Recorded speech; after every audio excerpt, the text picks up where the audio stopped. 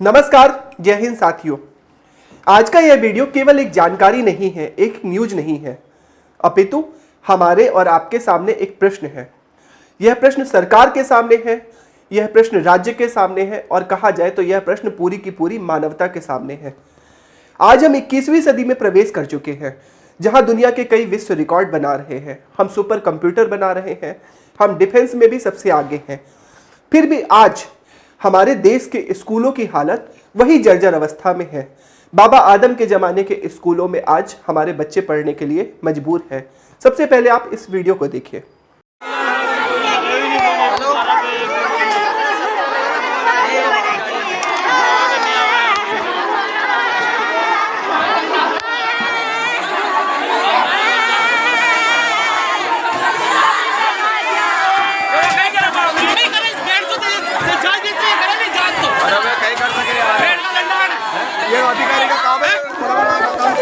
यह वीडियो है राजस्थान के झालावाड़ जिले का, जहां पे एक सरकारी स्कूल की छत गिर गई। छत के गिरने से 6 बच्चों की तत्काल ऑन द स्पॉट मौत हो गई।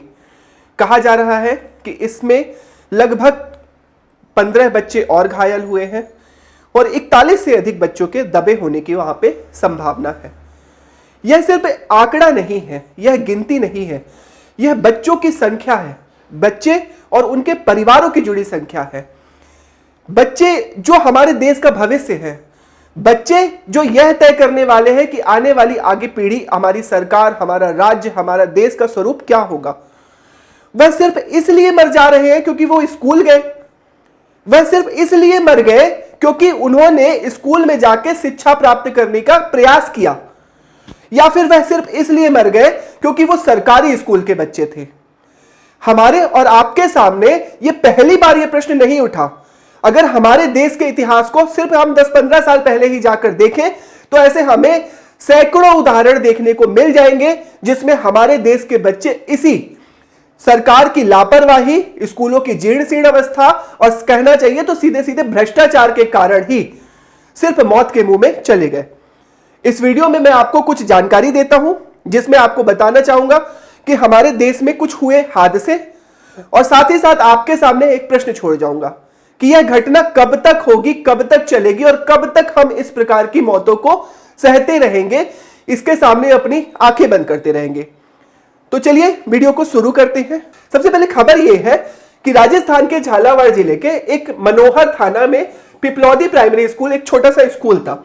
स्कूल की छत अचानक गिर गई। यह हादसा सुबह करीब 8 बजे हुआ, जब बच्चे क्लास में पढ़ रहे थे। इस हादसे में 5 बच्चों की मौत हो गई और 17 बच्चे घायल हो गए।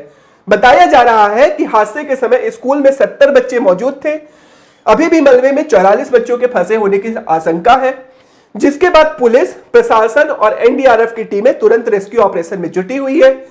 झालावाड़ के एसपी अमित कुमार बुदानिया ने बताया कि जिले के कलेक्टर और पुलिस तुरंत मौके पर पहुंचे और घायलों को अस्पताल ले जाया गया।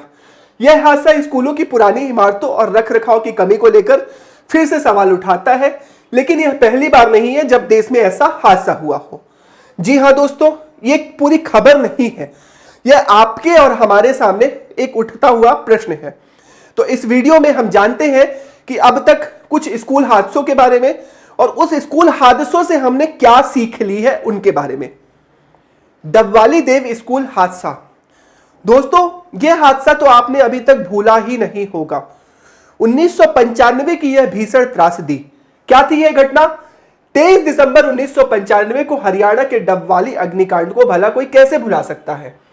हरियाणा के सिरसा जिले के डबवाली में एक डीएवी स्कूल का वार्षिकोत्सव था। डीएवी स्कूल के वार्षिक महोत्सव के दौरान आग लगने से 248 बच्चों की मौत हो गई थी और 150 महिलाओं के समेत 442 लोग जिंदा जल गए थे। चारों तरफ मातम पसर गया था। सबों को अंतिम संस्कार के लिए शमशान घाट भी छोटा पड़ गया था। 23 दिसंबर के उस काले दिन को डबवाली के लोग आज भी नहीं भुला पाते हैं।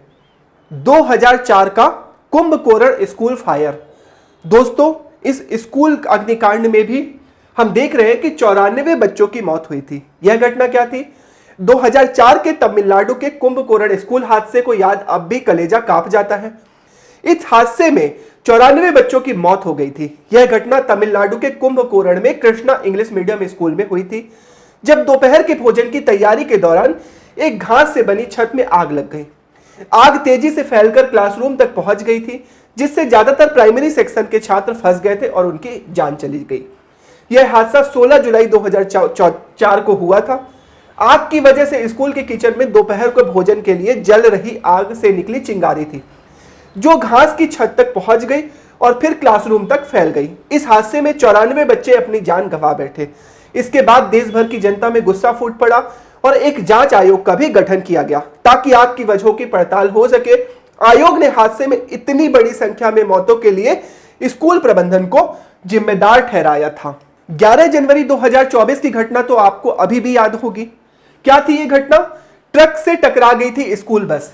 11 जनवरी 2024 को पाली जिले के सुमेरपुर बाईपास में एक स्कूल टूर बस एक ट्रक से टकरा गई। इस बस में गुजरात के मेहसाणा के बच्चे और शिक्षक सवार थे। इस हादसे में 2 लोगों की मौत हो गई और 20 स्कूली बच्चे घायल हो गए। 11 बच्चों को शिवगंज अस्पताल ले जाया गया, जबकि 9 गंभीर रूप से घायल बच्चों को सिरोही रेफर किया गया था। अगला हम देखते हैं, पानी में फंस गई थी स्कूल वैन। ये तो अभी हाल ही की घटना है। हाल ही में 18 जुलाई 2025 को राजसमंद के केलवाड़ा इलाके में सैलाब में एक स्कूली वैन फंस गई।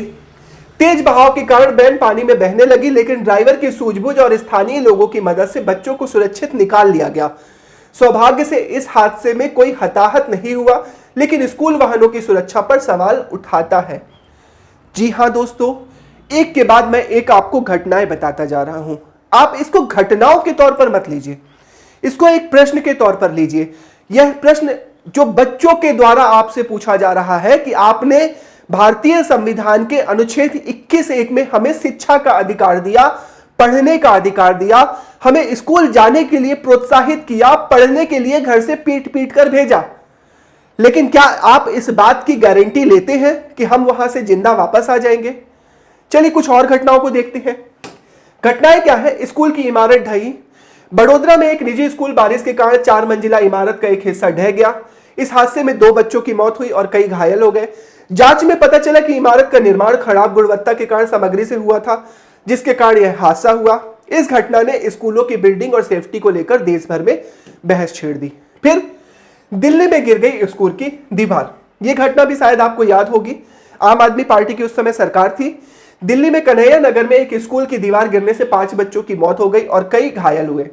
यह स्कूल एक पुरानी इमारत में चल रहा था और रख रखाव की कमी के कारण यह हादसा हुआ। इस घटना के बाद दिल्ली सरकार ने स्कूलों की सुरक्षा ऑडिट को अनिवार्य करने की बात कही गई थी। क्लियर? फिर इसके बाद भूकंप में गई थी स्कूली बच्चों की जान। जी हां दोस्तों, 26 जनवरी 2001 का वह गुजरात का भुज जो भूकंप है वो आप सभी को तो याद ही होगा। क्या था वो भूकंप? उस भूकंप ने पूरे गुजरात को दहला कर रख दिया और उसमें कई स्कूल भी दब गए थे और कई 100 बच्चों की उसमें मौतें हुई थी। 26 जनवरी 2001 को गुजरात के भुज में आए भूकंप के कारण कई स्कूली इमारतें धराशायी हो गई। भूकंप ने कई स्कूलों को नुकसान पहुंचाया। इस प्राकृतिक आपदा में कई स्कूली बच्चों की जान गई और सैकड़ों घायल हुए। इस हादसे ने स्कूलों में भूकंप रोधी इमारतों की जरूरत पर जोर दिया था। अब प्रश्न उठता है, यहां मैंने सिर्फ कुछ उदाहरण लिए हैं और कुछ उदाहरणों के माध्यम से आपके सामने एक प्रश्न खड़ा किया है कि ये हादसे स्कूल में ही क्यों होते हैं, है ना? किसी प्राइवेट बिल्डिंग में या किसी कॉर्पोरेट बिल्डिंग में तो आपने इस तरह का बड़ा हादसा नहीं देखा कि कॉर्पोरेट बिल्डिंग में इमारत ढह गई हो, कॉर्पोरेट बिल्डिंग की छत गिर गई हो, कॉर्पोरेट बिल्डिंग की दीवार गिर गई हो। ऐसा नहीं होता। क्यों नहीं होता? कॉर्पोरेट बिल्डिंग जो बनाई जाती है उसके कुछ मानक होते हैं। उस तय मानकों के अनुसार ही कॉर्पोरेट बिल्डिंग का निर्माण किया जाता है और कॉर्पोरेट बिल्डिंग के मालिक इस चीज की खुद निगरानी करते हैं, क्योंकि वहां प्रश्न उनकी जान का होता है, व्यक्तिगत जान का होता है। लेकिन जब बात आती है बच्चों की, बच्चों के जीवन की, बच्चों की सुरक्षा की, तो हमारी सरकारें मौन बैठ जाती हैं, है ना? तो हम देखते हैं कि झालावाड़ हादसे की तरह कई स्कूल पुरानी इमारतों में चल रहे हैं जिनका समय समय पर रखरखाव नहीं होता। बड़ौदा जैसे हादसों की खराब सामग्री और गलत डिजाइन के कारण इमारतें ढह गई। इसके अलावा स्कूल में सुरक्षा नियमों की अनदेखी होती है। स्कूल बसों या वैन में ओवरलोडिंग, ड्राइवर की लापरवाही या सड़क सुरक्षा नियमों का पालन न करना भी एक कारण है। बाढ़, भूकंप या तालाब के फटने के कारण भी कई हादसे हमें देखने के लिए आए हैं। यही नहीं, स्कूलों में नियमित सुरक्षा ऑडिट और बिल्डिंग सर्टिफिकेशन में कमी इसके लिए एक बड़ा जिम्मेदार कारण है। अब सबसे बड़ा प्रश्न, हम इस झालावाड़ हादसे से क्या सबक ले सकते हैं जिससे भविष्य में हमारे सामने फिर किसी बच्चे की मौत ना हो। हम देख रहे हैं कि एक सामान्य सा हादसा था, स्कूलों की छतों को नहीं गिरना चाहिए, लेकिन झालावाड़ में ऐसी घटना हुई और बच्चों की मौत हुई, देश दहल गया। तो हमें कुछ शिक्षा तो जरूर लेनी चाहिए। क्या है वो शिक्षा? झालावाड़ की ताजा घटना से फिर से स्कूली बच्चों की सुरक्षा को लेकर एक सवाल खड़े किए हैं। इस हादसे में कई सवाल उठ रहे हैं। सबसे प्रमुख सवाल यह है कि स्कूलों की इमारत नियमित निरीक्षण क्यों नहीं होता? क्या इमारत का रख रखाव ठीक था?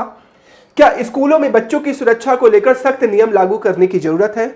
आपको बता दें कि सीबीएसई और अन्य शिक्षा बोर्ड ने पहले ही स्कूलों की सुरक्षा मानकों के लेकर गाइडलाइंस जारी की जा चुके हैं। जी हां दोस्तों, ऐसा बिल्कुल भी नहीं है कि हमारे देश में स्कूलों की सुरक्षा को लेकर किसी भी प्रकार की गाइडलाइंस नहीं है।